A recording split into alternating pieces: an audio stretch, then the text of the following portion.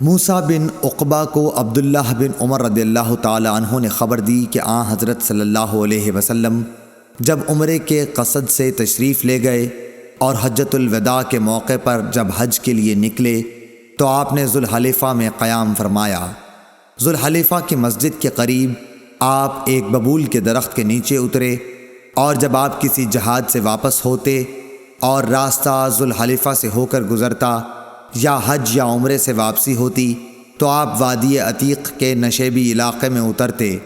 پھر جب وادی کے نشیب سے اوپر چڑھتے تو وادی کے بالائی کنارے کے اس مشرقی حصے پر پڑاؤ ہوتا جہاں کنکریوں اور ریت کا کشادہ نالہ ہے، یعنی بطحا میں۔ یہاں آپ رات کو صبح تک آرام فرماتے۔ یہ مقام اس مسجد کے قریب نہیں ہے جو پتھروں کی بنی ہے۔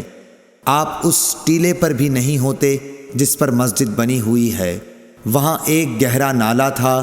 عبداللہ بن عمر رضی اللہ تعالی عنہ وہی نماز پڑھتے۔ اس کے نشیب میں ریت کے ٹیلے تھے اور رسول اللہ صلی اللہ علیہ وسلم وہاں نماز پڑھا کرتے تھے۔ کنکریوں اور ریت کے کشادہ نالے کی طرف سے سیلاب نے آ کر اس جگہ کے آثار و نشانات کو پاٹ دیا ہے جہاں حضرت عبداللہ بن عمر رضی اللہ تعالی عنہ نماز پڑھا کرتے تھے۔